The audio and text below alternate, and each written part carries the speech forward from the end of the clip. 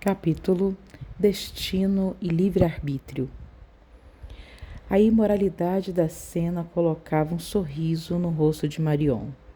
Gostava da falta de decência daquilo. Também gostava do que sentia naquela cama, quando a pele quente dele tocava dela. Gostava de ser quem era ali e sentia que nunca precisaria ter medo de novo. Levantou a mão e olhou para o pulso enfaixado. Ainda sentia choques correndo por baixo da pele. Sentia um queimar súbito de vez em quando, uns puxões finos, mas não doía tanto. Ela ainda se lembrava de deitar-se nua naquela banheira, de ter engolido 2 comprimidos para dormir meia hora antes do banho, para que apagasse logo e não precisasse sentir o sangue inteiro fluir para a água. Lembrava-se da dor do corte, estranhamente mais tênue do que as outras dores que já sentira. E quando o sangue subira do corte, a libertação. Agora entendia melhor a sensação de libertação, tão próxima de uma agorafobia que lhe tirava o ar. Virou-se na cama, amando a sensação dos lençóis acariciando sua pele, e não conseguiu se controlar. Deu um beijo no peito dele, sentindo o sexo formigar, ficar quente com a possibilidade de senti-lo de novo. Charlie fumava, olhando para a escuridão do quarto. No chão, o terno preto que usara no funeral. O vestido dela, também usado para o compromisso fúnebre, estava amarrotado sobre o carpete, ao lado das meias, dos sapatos, da bolsa e da calcinha. Ele deu um beijo na testa dela. Amassou o cigarro no cinzeiro. Está com fome? Muita. Pede pra gente. Chinesa? Ele assentiu. Queria que o mundo parasse de girar para que pudesse passar anos com ela naquela cama, alternando entre jantar e beijá-la, dormir, comer e beijá-la. Queria poder guardar o perfume da pele dela numa jarra. Nenhum prazer de drogas, bebidas, cigarro ou grana chegaria perto do que ele sentia naquele momento. Com Marion finalmente ali, real, acessível, possível de ser tocada na cama dele, respirando com suavidade, dando suspiros de cansaço. 2 dias antes, Charlie foi encontrado na suíte do Bayside por Frank Gnucci. Pensara que Frank teria um surto ao ver os 2 cadáveres no chão, mas Frank caminhara com passos cuidadosos até a cama. Sentara e apoiara os cotovelos nos joelhos. Vamos sobreviver, garoto, dissera ele, cansado. Eu e você. Charlie ainda estava vivo, mas a reunião que decidiria seu futuro aconteceria no dia seguinte. O enterro de Tony fora naquela manhã, marcado pela presença em massa da imprensa e de outros chefes. Nos últimos 4 dias, mais de 30 corpos de mafiosos haviam sido enterrados em covas reais, em cemitérios. O mundo ainda noticiava o Natal macabro de Vegas, com uma mistura de aversão, indignação e fascínio. Políticos e celebridades davam suas opiniões. Viaturas de polícia marcavam presença em cada esquina, e o fim do ano parecia não chegar nunca. Frank chorara no enterro. Charlie sabia que sentia a morte de Fabrício, mesmo que ela não tivesse sido confirmada. Um desaparecimento de alguém que causara tanto sofrimento em meio a uma guerra era algo que não podia ser encarado como esperança. Pete passara o enterro apertando mãos e falando baixo com outros chefes. Charlie não mostrara sentimento algum ao ficar ali de pé. Arriscou olhares para Marion, que tinha o olhar cansado e os olhos tristes. Ela usara luvas pretas de cetim até o meio do braço, que esconderam com delicadeza os curativos. O evento foi longo naquela manhã ensolarada. Muita gente, muitas fotos, muitas palavras. Elogios e pêsames eram bradados ao ar, e novas estratégias e opiniões pessoais cochichadas em círculos pequenos. Charlie pegou os olhares em sua direção, mas não se mostrou intimidado. Sabia que se tivesse um contrato sobre sua cabeça, já estaria morto. Entrou na limusine preta junto com Marion, quando tudo acabou. O motorista, Donnie, dirigiu de forma lenta em direção à mansão. Ela tirou o chapéu com o véu preto e colocou ao seu lado, no banco de couro. Olhou para Charlie com uma expressão difícil de decifrar. Finalmente disse: Não quero saber quem foi ou como foi. Charlie não respondeu. Ela olhou para fora da janela e esfregou a coxa com um gesto distraído. Lambeu os lábios e arriscou um olhar para ele. Ele a fitava, aproximou o corpo. O que você quer? Sussurrou. O peito dela inflou quando puxou uma respiração profunda. Estou confusa, respondeu baixo. Sei o que eu quero há muito tempo, mas não sei se deveria. Ele não conseguiu se conter. Deslizou a mão pela maciez acetinada da meia calça dela por dentro, quase tocando na calcinha. Marion deixou escapar uma respiração trêmula, mas segurou a mão dele para que parasse. Ele ficou surpreso quando ela falou em voz alta. Donnie, não vamos para casa. Vamos para o apartamento de Charlie. Ele entendeu. Ela não estava pronta. Claro que não, amigo. Está com os pulsos abertos e com a roupa que usou para enterrar o marido. Ele recostou-se contra o banco, ainda com os olhos nela. Ela não encarou, e ele viu que estava enrubescendo, mirando o mundo através dos vidros enfumaçados. O mundo no qual ela era uma viúva de 28 anos. O mundo que alguns dias antes decidira abandonar com uma navalha na mão. Quando a limusine parou em frente ao prédio de Charlie, ele pensou no que falar. Não estava pronto para dizer adeus, mesmo sabendo que era o melhor para ela. Mas então Marion abriu a porta. Tchau, tchau, Donnie. A gente se vê. Charlie olhou quando ela saía do carro e segurava a porta aberta para ele. Donnie franziu a testa, olhando para Charlie, que saiu para evitar aquelas acusações silenciosas. No apartamento, Marion deu uma longa olhada para os quadros das paredes, em preto e branco, de Charlie e seus amigos. Olhou para os CDs dele, sorrindo, parecia finalmente uma mulher da sua idade. Passava os dedos nos poucos livros de Charlie pela prateleira. Ian Fleming. Ela sorriu. Ele a fitava. Sentia-se nervoso, como se num encontro adolescente. Uma hora olhava para ela e via uma garota mais jovem do que ele, a mesma que comia chocolate e bebia champanhe na garrafa do telhado da casa. Outras vezes lembrava que ela fora a esposa de seu pai. Então ela endireitou as costas e virou-se para encará-lo. Puxou um grampo do cabelo e deixou que caíssem ondas suaves em volta do rosto. Me leva para o quarto, Charlie. Com 2 passos, ele estava contra ela e agarrou-a num beijo áspero. Ela suspirou enquanto abria a boca e foi com um pouco de dente a princípio, depois línguas obscenas e muita saliva. No impulso, ele a levantou e apertou contra a parede, sentindo as pernas dela o envolverem, apertando a bunda dela com uma vontade que confundiu todos os seus sentidos. O primeiro momento entre eles foi de um conhecimento tímido, porém esfomeado, marcado por beijos derretidos, respiração acelerada, no escuro e gemidos contidos. Ele se perdia no pescoço de Marion, na maciez da pele macia dela, e, ao mesmo tempo, movia-se com cuidado para não agarrar seus pulsos. Ela sorria de olhos fechados, deliciada, movendo-se de um jeito mole, sem pressa. Charlie não conseguia se lembrar de quanto tempo aquela brincadeira durara, mas sabia que fora por uma parte considerável da tarde. O segundo momento foi diferente do primeiro, quando Marion parou de sorrir, quando Charlie já estava deitado em cima dela na cama, quando as roupas já estavam sendo arrancadas e quando a boca dele desceu para sentir o gosto dela.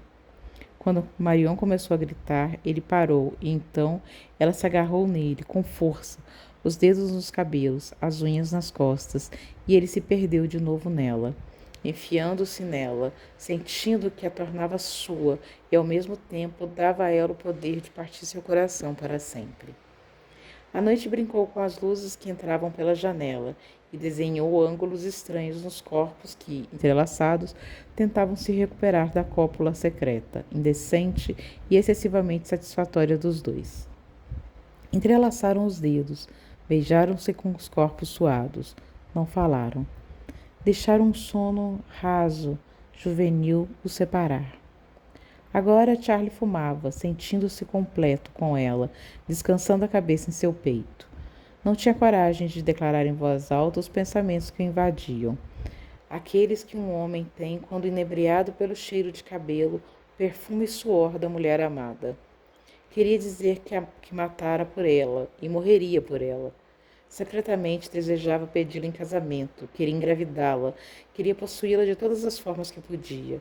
Por isso ficou em silêncio. Seus desejos eram imaturos e machistas, e no fundo só eram frutos de um amor que ele reprimira por tempo demais. Posso fazer a primeira confissão? Ela sussurrou no escuro, cheia de moleza, como uma gata. Claro, dançou as pontas dos dedos nas costas macias dela. Me dá tesão que você foi tão proibido para mim, por tanto tempo. Reconheço meu próprio fetiche por você ser a mulher do chefe. Do meu pai, ele acrescentou mentalmente, soprando fumaça no ar. Ela sorria, dentes lindos mordendo o lábio inferior. Não quero me reprimir com você. Não quero ter que me segurar. Puta merda, Marion, tem mais? Ela riu, rouca, linda, perfeita. Tem muito mais. Tem tudo que eu sempre sonhei nas noites sozinha, naquela cama. Tudo que eu desejei que ele me desse, que ele guardou para as outras, para separar a esposa da puta, a mulher para procriar e a mulher para dar prazer. Eu não consigo separar isso. Ele suspirou, olhando para o teto. Eu olho para você e vejo tudo, todos os meus lados e facetas, e morro de medo deles. Morro de medo deles. Não tenha, Charlie. Foi um sussurro. Vou pedir nossa comida e vou tomar um banho. Ele levantou e ela virou na cama, de barriga para baixo, colocando as pernas para cima e olhando para o corpo dele. É errado eu dizer que eu ainda acho você parecido com Tony? Ele mordeu o lábio, como queria contar.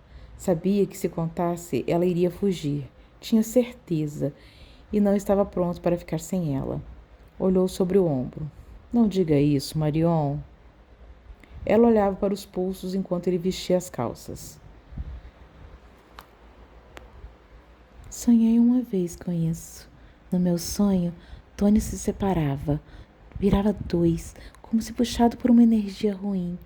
E uma outra boa. Um cabo de guerra, sabe? Parecia um aspirador invisível. E nessa separação do bom e do ruim, você era o bom.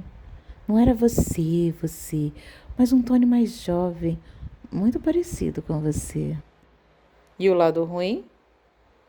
Eu li um livro quando era pequena, no colo de David. Ela suspirou, horripilante.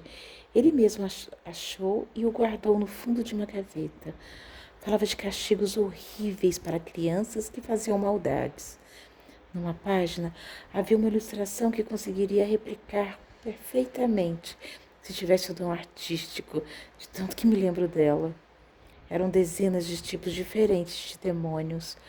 O que mais me dava medo era um, meio magricela, pernas abertas como um desenho de vaqueiro, corpo todo vermelho.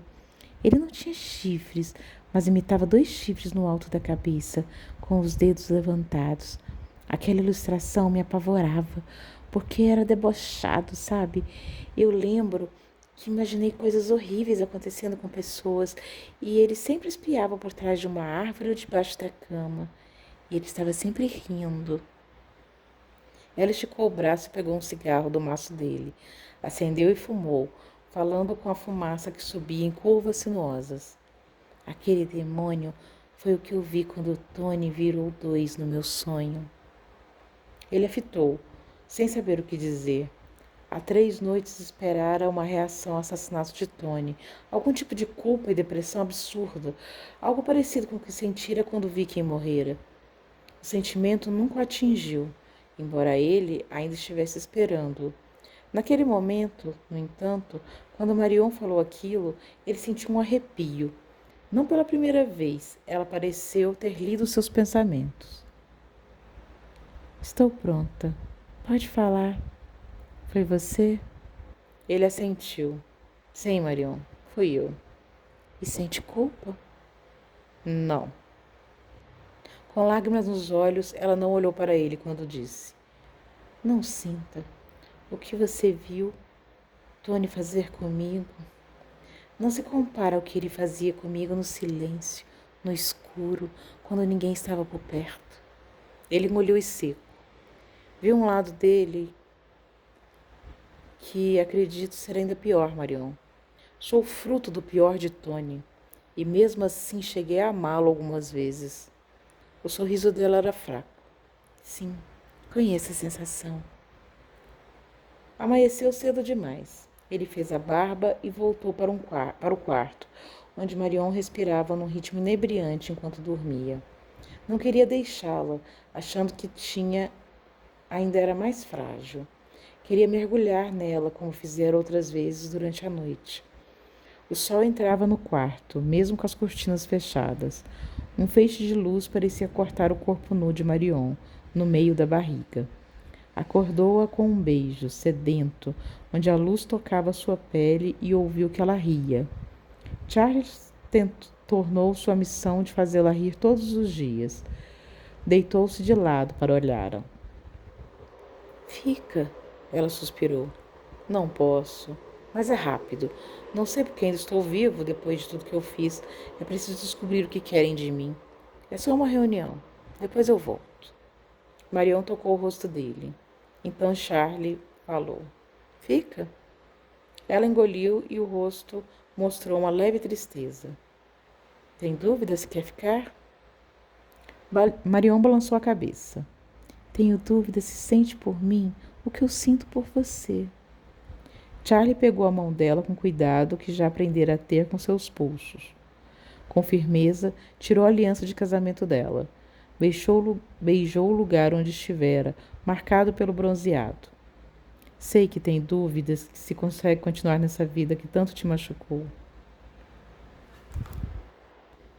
Sei que finalmente é livre para fazer o que você quiser, ter a vida que merece. Longe daqui, longe dessa merda toda. E suponho que seja pedir demais que você insista, que fique. Não, Charlie, não é minha dúvida. Tenho forças para essa vida, mas preciso saber se o homem que eu amo vale o que terei que enfrentar. Preciso saber o que você sente. O que preciso fazer para prová-lo? Ela suspirou. Não sei. Acho que já provou, não é mesmo? O que você quiser, Marion. A demonstração mais absurda e exagerada. Se quiser que eu corte meus pulsos para ter as mesmas cicatrizes, eu farei isso. Marion o fitou com uma ruga na testa, buscando seus olhos. Vai renegar as tentações desse mundo, Charlie? As comares, o poder corrosivo, o bom senso em nome das tradições? Não sou Tony. Nunca vou ser como ele. Diga isso mais uma vez e eu fico. Ele a beijou, sentindo o peito expandir de alegria. Não sou Tony. Nunca vou ser como ele, sussurrou para ela. Quando Charlie saiu ao sol, a caminho do carro, não conseguiu esconder um sorriso. Sacudia as chaves no punho e pensava na mulher dentro do apartamento. Pensava no quanto queria passar a noite lá com ela, no quanto queria ser tudo com ela. Entrou no carro e fechou a porta. Girou a chave e ouviu o rádio tocando Stay, de Oingo Boingo. Ele riu. Bateu a palma aberta no volante. Berrou as letras que diziam o que ele dissera para ela alguns minutos atrás. Fique comigo mais um dia. Se sobrevivermos mais uma noite. Cantou a caminho inteiro até a mansão, ignorando como as pessoas passavam e olhavam para ele quando paravam num semáforo. Você virou um otário de primeira categoria, Charlie. Ele riu. Vai dar tudo certo para você. Olhou para a cidade, que sempre parecia meio morta à luz do dia, como se numa ressaca da noite anterior. As luzes continuavam acesas, mas parecia perder o brilho de alguma forma. Chegou à mansão e foi direto ao escritório, onde a porta estava aberta, e a luz batia na mesa de mogno que sempre fora de Tony. Quando entrou, Charlie sentiu que o chefe deveria estar ali e estranhou que a falta dele naquele ambiente fosse tão opressiva, tão sólida. Os outros se levantaram e Charlie reconheceu Gino Bonini e Cesare Gnocchi entre eles. Gino comandava respeito pela robustez do seu corpo, pelo casaco de peles masculino que usava, um rosto grande, enrugado e charuto na mão. Cesare era mais novo, mais bem apessoado, mas também uma presença adamantina. Charlie procurou dentro de si o medo que deveria sentir daqueles homens e não encontrou. Atrás de Gino e Cesare, seu guarda-costa e contábil. Frank e Pete estavam lá também e cumprimentaram Charlie, de um jeito que ele não entendeu. Charlie era feito de incertezas, mas permitiu-se a frieza de não perguntar. Cumprimentou Gino e Cesare com o respeito que eles lhe deviam e sentou-se. Enquanto sentavam, ele jogou um olhar sobre o ombro para a pintura tradicional do Dom na parede em cima da lareira. O pai posara com orgulho descarado e agressivo que o definira. Charlie sentiu uma mistura de ódio e saudades. Virou o rosto para os homens que fitavam. Frank começou. Gostaríamos, em primeiro lugar, da avaliação da última semana, Charlie, e sabe que entre nós não há espaço para segredos.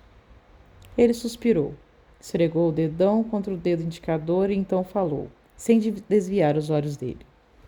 Fomos deslacerados, ambos os lados, como os dois tubarões brigando. Se não trabalharmos juntos, o FBI nos destrói em menos de 3 meses. Houve baixas significativas em números, mas também na moral das duas famílias. Bruno conduzia as coisas aqui. Ele olhou para Gino. Sinto pela sua perda. Gino meneou a cabeça. Charlie continuou. E Tony está morto, de forma que as duas famílias precisam de novos líderes. Um novo dom para os Konichi e alguém que Gino vai escolher para tocar os negócios aqui. Deve haver um novo acordo territorial, com validade predeterminada, para que não tenhamos que nos preocupar com guerras e possamos investir em nossa recuperação. Houve uma troca de olhares entre os velhos. Frank falou. Concordamos com o cenário que você propôs, Charlie, e achamos que a única forma de sobrevivermos é através da paz. Mas temos alguns problemas. Perdemos Vinny e o corpo de Mickey foi encontrado ontem num hotel. Ele foi executado por ordem do Gino aqui, junto com a comadre de Bruno, que o traiu. Dessa forma, nos reunimos aqui e concordamos que o novo dom da família Konichi deve ser você, com o meu aconselhamento. Sinto por Mickey, ele falou, sendo sincero, olhando para Gino. Mas compreendo a sua decisão. E sim, suponho que não há pessoa melhor que eu para assumir os negócios. O que a família Konichi acha disso? Pete inclinou a cabeça ligeiramente para o lado. A família Konichi está a par e concorda, Charlie. Ele olhou, trocou olhares com Frank. A expressão calma dele indicava que ele não contará à família Konichi que Charlie fora o autor da morte do Dom. Frank manteve os olhos fixos em Charlie, quando disse: há questões legais envolvidas também, Charlie. Tony deixou claro em seu testamento que você é seu filho biológico. Deixou a mansão e o Bayside para você, e alguns bens para Marion. Os Konichi ainda são donos do negócio, e as operações e os tributos para os Gnocchi continuam o mesmo. Ele não escondeu um sorriso. O amor paterno e sua força incontestável. Cesário vai ser uma honra conduzir os negócios sob a tutela da grande família Gnocchi. Vou precisar de homens. Cesária assentiu. Sim, vai. Vou mandar 2 dos meus capitadime para você, Charlie. Ele entendeu, estendeu a mão. Charlie apertou. Frank olhou para Gino. Estamos de acordo aqui, Gino? Há algo que queira contestar?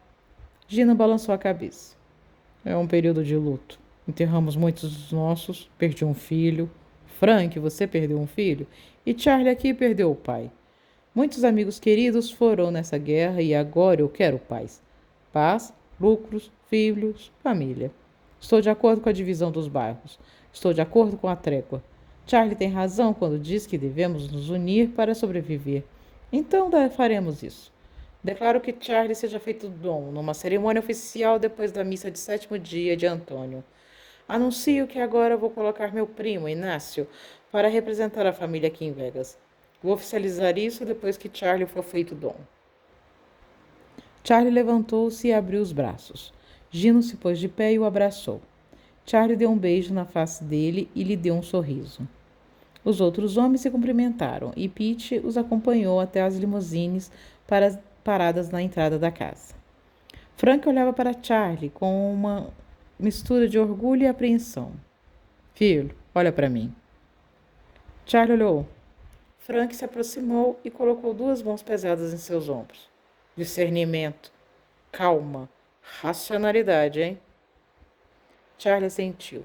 Sim, Frank. Case-se. Forme uma grande família. Ele suspirou. Estou do seu lado, Frank falou. Perdi um filho e você um pai. Apoie-se em mim em tudo que vai dar certo. Somos fortes. Sim, Frank. Vou mandar tirar o quadro do seu pai da parede. Passe para Doni os seus desejos em relação à mansão. O que fica, o que vai. Espere, Frank. Não tire o quadro dele. Deixe-o. Quero ao meu lado. Frank meneou a cabeça. Como quiser, filho.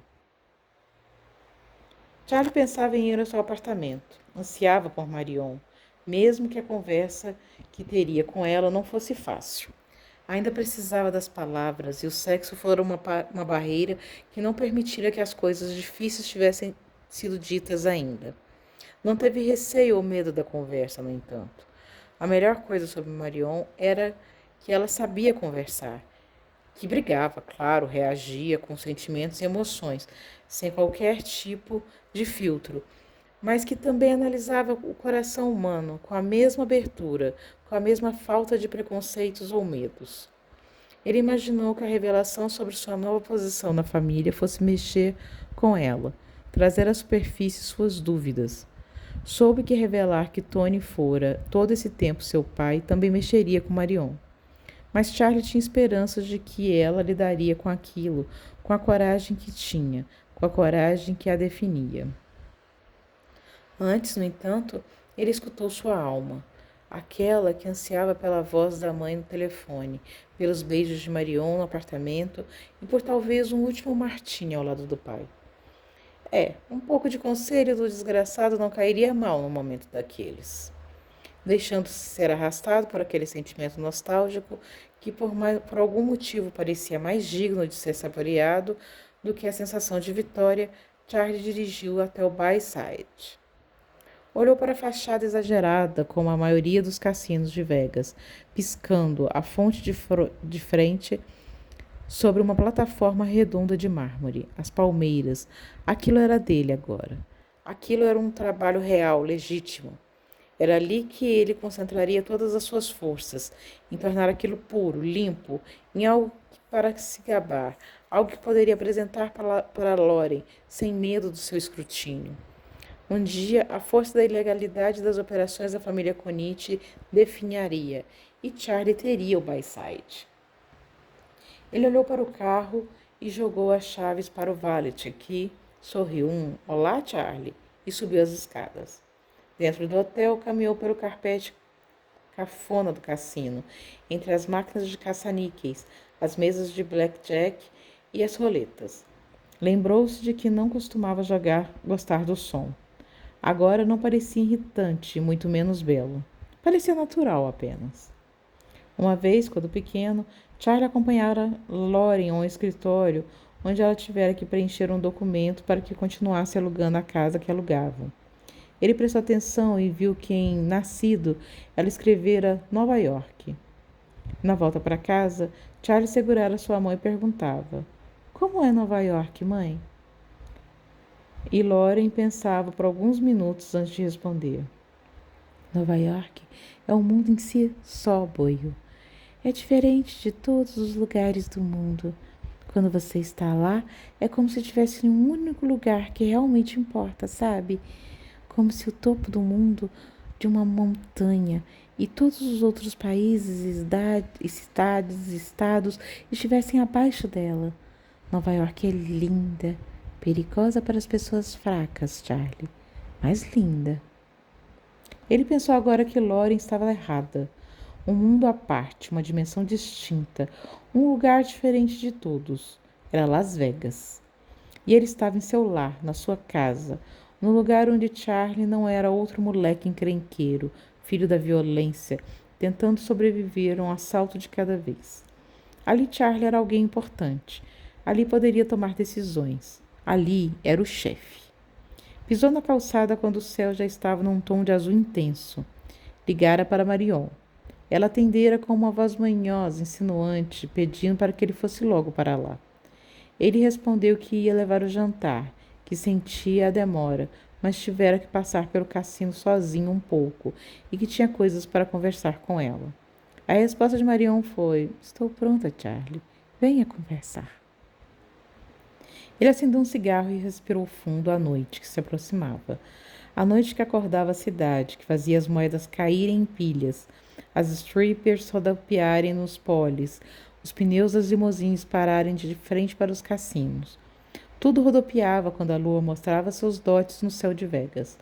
Poderia ser a roleta que quebraria um empresário ou a câmara de um revólver, segundos antes dele disparar na boca do mesmo homem. Tudo rodopiava. Marion gostava de comida tailandesa. Havia um restaurante tailandês a 2 quadras dali, de forma que Charlie decidiu ir andando. Passou pelos turistas, os executivos, as putas, os traficantes, todos ocupando democraticamente a mesma calçada. Olhou de forma casual para uma limusine branca, parada junto ao meio-fio, e para o homem que abria a porta e esperava seu mestre. Reconheceu aquele homem, continuou andando, franzindo a testa, pensando que tinha acabado de ver um dos capangas que haviam estado com Ray na noite em que ele levou Fabrício. Alto, forte, de cabeça raspada, olhos azuis de uma frieza notável. Charlie parou de andar e olhou para trás. Então seu olhar pousou sobre a criatura magra que saíra do hotel Coroana, vestindo um sobretudo Burberry e botas marrons. Ela pisara na calçada e dava passos decididos, com a cabeça erguida, até o carro que a esperava. Atrás dela, uma mulher andava de mãos dadas com um menino de uns 5 anos. Um segurança carregava 2 malas. Outro observava com um olhar de mal. Santo caralho, era ela. Mas não podia ser. Ele deu alguns passos impensados em direção a ela, vendo que ela esperava a mulher com o menino entrarem no carro primeiro. Ao mesmo tempo, um dos fortões colocava as valizes no porta-malas. Quando Charlie deu outro passo, o segurança de trás pisou na calçada para impedi-lo de chegar perto dela. Graeme! Ela virou o rosto e eles se olharam. As luzes amareladas brilhavam no rosto lindo, porém endurecido, da mulher que fora seu primeiro amor. Ele viu o reconhecimento nos olhos dela, as bochechas vermelhas de frio e o cabelo preso, querendo se desprender da fivela pelo vento. Passaram-se entre aquele olhar as noites de refúgio nos braços um do outro. Só uma prostituta e um gangster. Tudo mudara desde então, mas era difícil se concentrar no presente, quando o passado entre eles parecia berrar. O momento dela foi seco. Fechou a porta do carro. Falou algo em outro idioma para o segurança e ele abriu passagem. Com o som de saltos na calçada, as mãos nos bolsos do casaco, ela se aproximou dele. Charlie segurou a mulher que ela procurou a mulher que ela fora, na mulher que era agora, e não encontrou. A voz que ele amara um dia tinha um tom seco, secreto e irritado quando falou. Aqui não. Te dou 5 minutos e nada mais, Charlie. Ela latiu ordens em outro idioma mais uma vez para o segurança e entrou no hotel. Charlie foi atrás dela, enfurecido pela forma como ela estava agindo e ao mesmo tempo com medo de que a criança no carro, do qual ela estava se distanciando, fosse mesmo o filho dele. Graeme olhou em volta, procurando algum lugar onde pudessem conversar. Ele não quis esperá-la se decidir. Pegou-a pelo braço e a puxou até o elevador. As portas deles deslizaram, prendendo os dois na caixa, que parecia ter saído de um parque de diversões, toda iluminada, as paredes revestidas com cartazes de shows e espelhos. Charlie viu a si mesmo e a Graeme refletidos e distorcidos, em detalhes polidos e superfícies metálicas. Como ela mudara! Ainda era belíssima, mas o rosto parecia mais magro e rígido. Ao olhar para ele e lembrar-se das fotos que vira na pasta de Ray, Charlie quase sentiu os joelhos cederem. Quis sentar no chão, mas não o fez. O que aconteceu com você? Ele perguntou, temendo as palavras que saíram da sua boca. Você consegue imaginar o que eu passei? Ele sussurrou, completamente imerso em sua raiva agora. Ela evitou seus olhos e apertou o primeiro botão que viu, o do 8º andar. Ele agarrou a mão dela. Ela libertou-se. O que você passou? De repente, ela o empurrou. Ele viu que ela tentara se controlar e não conseguia. O que você passou? Nada, nunca que eu faça vai ser o suficiente. Ai, desculpa. Nada, nunca que eu faça vai ser o suficiente para me desculpar pelo que te aconteceu. Aí está a grande beleza do mundo, Charlie. Eu não fiquei sentada no apartamento podre e fedido, chorando em posição fetal e esperando que talvez um dia você ligasse os pontos e se vingasse. Plim! As portas se abriram e ela saiu, percebendo que nem saberia para onde ir, descendo o corredor acarpetado do hotel, portas para os quartos em ambos os lados. Ele foi atrás dela, quase correndo, e conseguiu bloquear sua passagem. Graeme, você sabe que deveria ter me contado. E o que você teria feito? Meu Deus, eu teria matado o desgraçado. Ela balançou a cabeça. Você não sabe absolutamente nada sobre mim, sobre isso tudo e sobre quem seus amigos são. Foda-se, o que eu sei, o que eu não sei, eu te amava. Eu fiquei naquele lugar horrível e a única coisa que me manteve era a ideia de que quando eu saísse você estaria lá me esperando.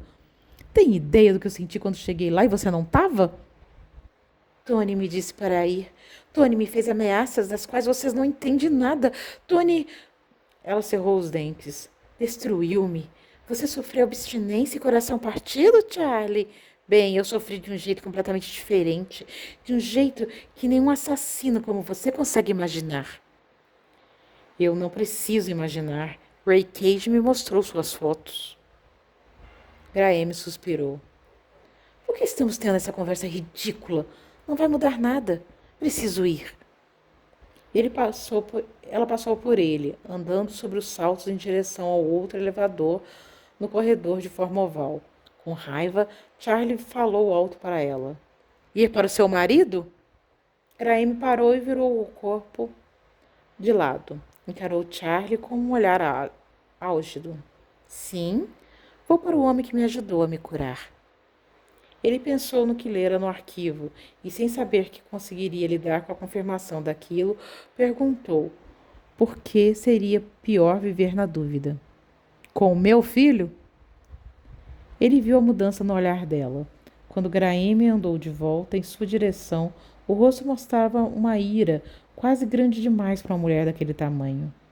Seu filho? Só pode ser um completo louco para achar que tem o direito de chamar Connor de seu. Então era verdade.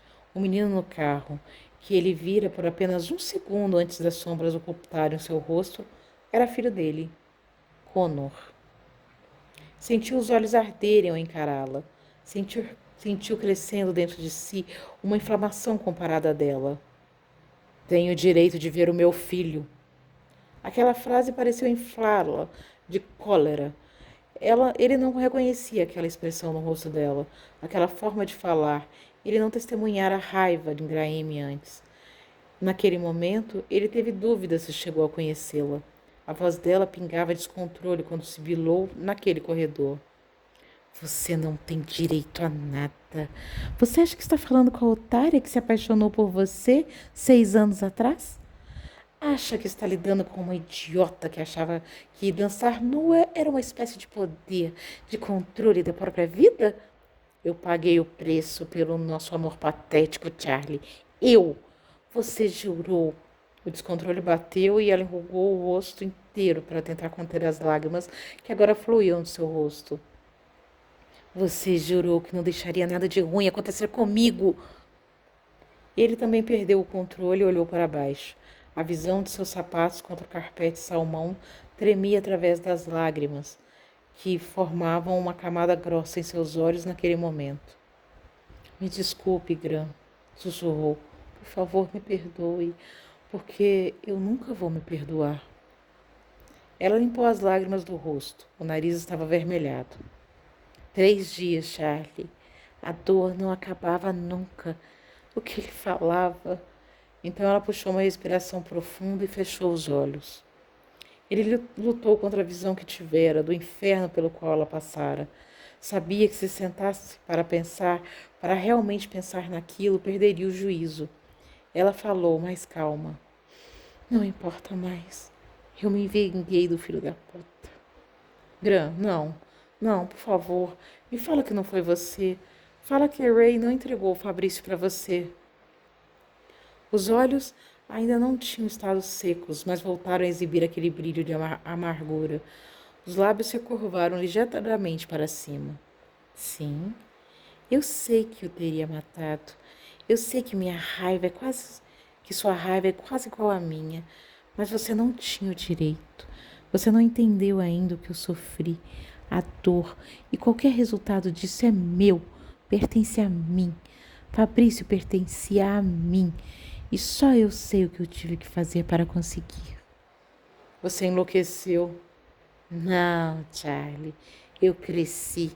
Eu dei uma boa e longa olhada na Graeme, que, como uma otária, caiu nos seus encantos, que achou que era digna de ser a namorada de alguém e que caminhou direto para os braços do demônio, acreditando nas palavras do amado de que nada de ruim aconteceria a ela. Eu olhei para aquela trouxa por dias, enquanto estava deitada naquela cama de hospital, sem poder respirar, sem sentir dor. E eu matei aquela piranha burra. Eu matei tudo que ela foi. E eu sobrevivi.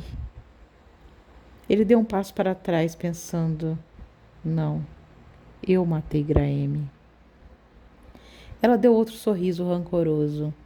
Eu fugi com Connor dentro de mim. Eu comecei a trabalhar como camareira num hotel idêntico a este. E eu o conheci. E eu fiz o que fazia de melhor. Eu o seduzi. Eu o manipulei. Eu fiz Bodão acreditar que eu o amava. Eu dei a ele o melhor sexo que um homem já teve. E então, os ombros dela caíram e a expressão se suavizou. Então, o inesperado aconteceu. Eu me abri com ele. Ele me levou para conhecer a aldeia decrépita e pobre da qual passou a infância. E quando eu vi a miséria de verdade, eu me abri. Eu contei tudo sobre a minha vida. Eu falei que estava grávida de outro homem. E falei tudo o que precisava contar para alguém. E Botan tem seus segredos quase tão obscuros quanto os meus. Me entendeu. Casou-se comigo.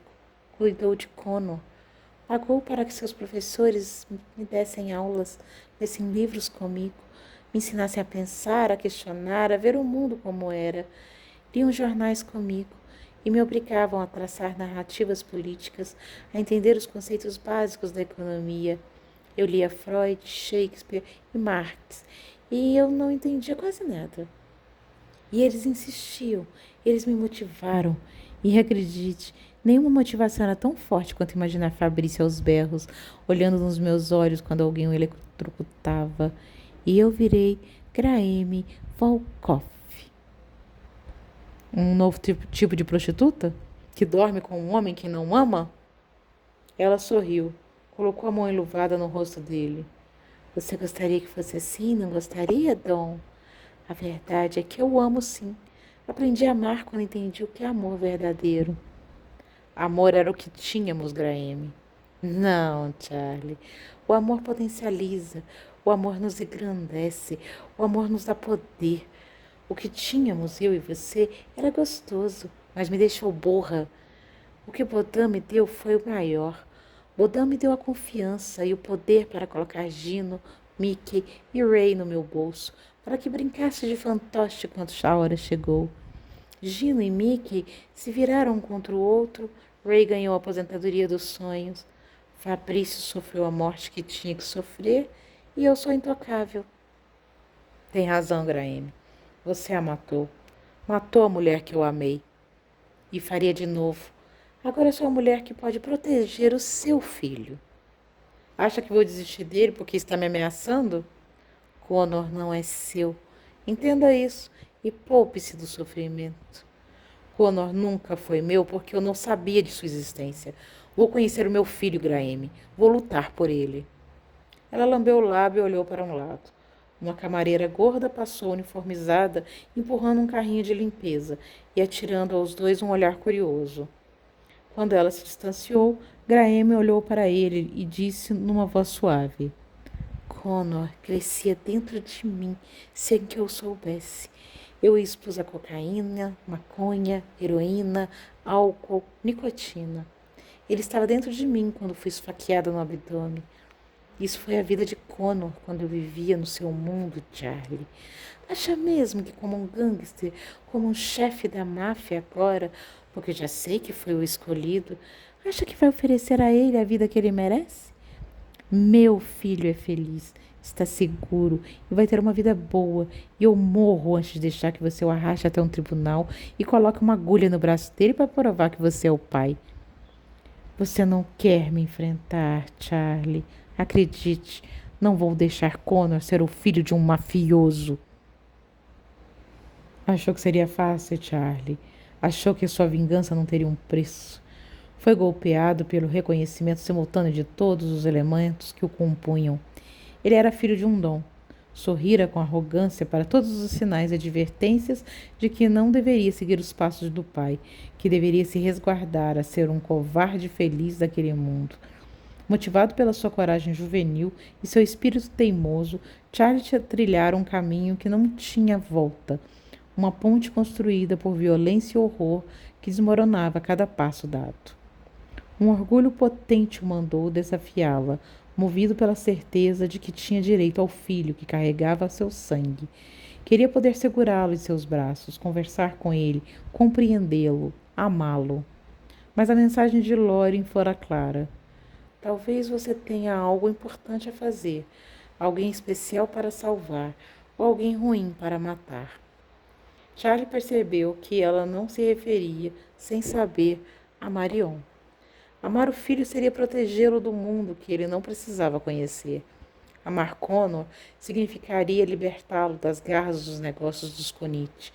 Por mais que Charlie entendesse aquilo, naquele segundo pareceu demais para suportar. Teria que abrir mão de um futuro inteiro com o filho, para não vê-lo um dia seguir os passos do pai e do avô.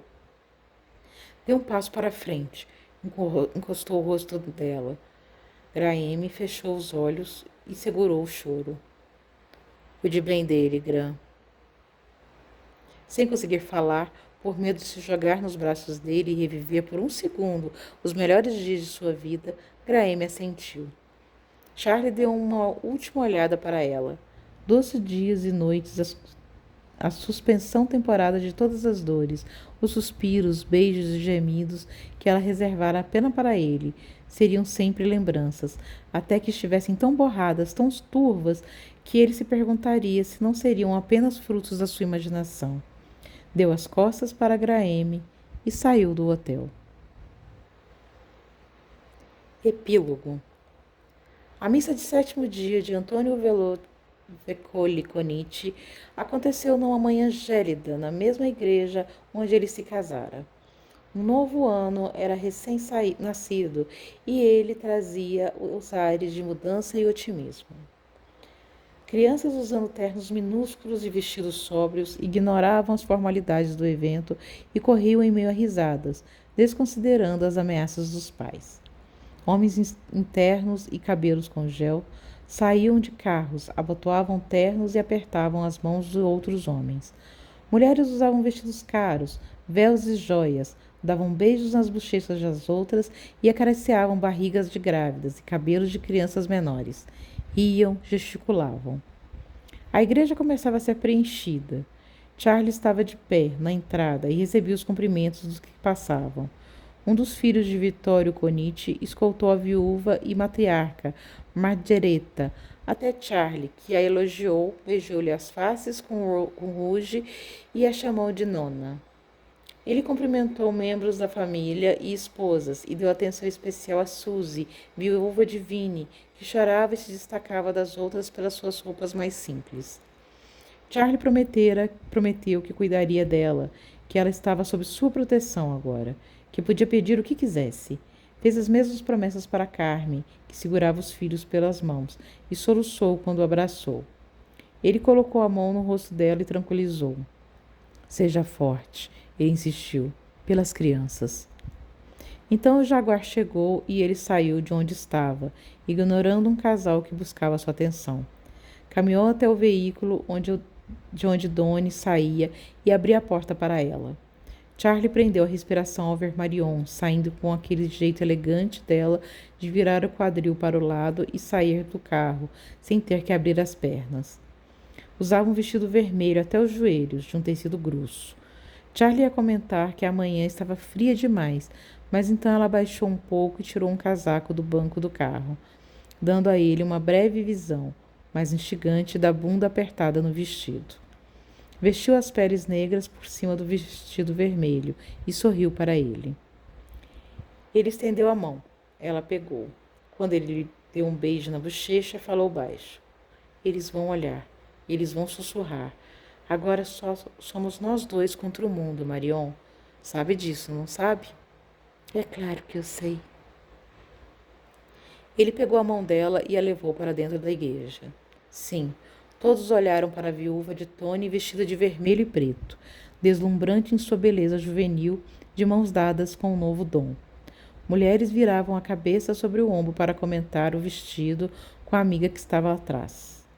Completamente ciente do poder que tinha, Charlie a conduziu até o primeiro banco, de onde ela assistira à missa. Antes dela se sentar, ele passou o braço em torno de sua cintura, puxando-a contra si, e deu um beijo na face dela. Ela o fitou com olhos surpresos naquele momento. Ele sentiu todos os olhos sobre eles. Não vou esconder isso deles, ele sussurrou. Ela sorriu, formando covinhas. Então se sentou. Charlie colocou a mão no bolso e caminhou pelo corredor, ouvindo os sussurros escandalizados até o lado de fora. Já esvaziara e ele aproveitou a solidão para acender um cigarro. Fumou com o corpo apoiado contra a mureta de gesso, sentindo como fizera nos últimos dias, o gosto do momento, do futuro, das promessas. Charlie? Ele virou a cabeça. Viu Francesca Strong caminhando em sua direção, com aquele ar de agente federal que fazia parte dela. Não estava arrumada para a missa, mas também não usava colete, o que indicava que só estava lá para conversar. Fran? Ela respirou fundo e estudou. Chegou longe. Parabéns. Obrigado. Ela inclinou-se sobre a mureta perto dele. Deixaram um rastro de corpos, Charlie. Conseguiram que o Bureau injetasse novos recursos em Vegas e na força-tarefa. Gosto de você e deixei passar o que vi naquele quarto no Bayside. Mas não vou facilitar, entende? Charlie sorriu. Perfeitamente, Fran. Nunca pensei que fosse da sua índole facilitar as coisas para qualquer um que fosse. Consegui te transferir para a cozinha, esqueceu? É, tem isso. Ela deu um olhar ao redor. Marion sabe que é filho dele? Eu contei. Ela teve um momento de raiva, mas conversamos. No fim, ela entendeu. Em algum lugar, ela sempre soube, de alguma forma. Marion é do tipo de mulher que pergunta por que você não me contou. Não para fazer o drama, mas sim para realmente compreender os motivos pelos quais um segredo foi mantido. É uma das coisas que eu amo nela. Francesca colocou as mãos nos bolsos. Charlie fixou o olhar no rosto dela. Robert me disse uma vez que olhava para você dormindo e se perguntava por que você estava com ele, que era boa demais para estar com ele. Ela desviou o olhar, tentando manter a pose de durona, mas os olhos brilhavam por um instante. Se ele estivesse aqui, teria que prender você. Valeria a pena. Francesca suspirou, olhou em direção às portas abertas da igreja imensa e pensou em como gostaria de poder prender metade das pessoas ali presentes. Teria tempo, Ela sabia. Era um trabalho longo, difícil, mas ela tinha tempo. A gente se vê por aí, Dom. Ele a observou ir embora. Jogou o cigarro fora. A missa ia começar. Assim que sentou-se ao lado de Marion, as portas foram fechadas e um padre belamente trajado deslizou os pés velhos para o centro do altar. Charlie olhou em volta enquanto o homem falava e sentiu os olhares nele. Entendeu o que esperavam dele. Lucros, sempre lucros. E uma atitude mais juvenil, mais política, mais americana do que siciliana em relação aos negócios. O filho tomando o lugar do pai, com o mesmo pulso firme, mas com uma abordagem mais inusitada, criativa, corajosa. Sim, Charlie daria a eles o que eles queriam. Mas ele prometeu a si mesmo que, no fundo, seria fiel a si próprio, que no seu ritmo, na sua alma, no seu relacionamento com Marion, e um dia, na forma de se relacionar com os filhos que ele, de repente, queria ter, mais do que tudo, ele não seria um Konichi, seria Charlie Wash.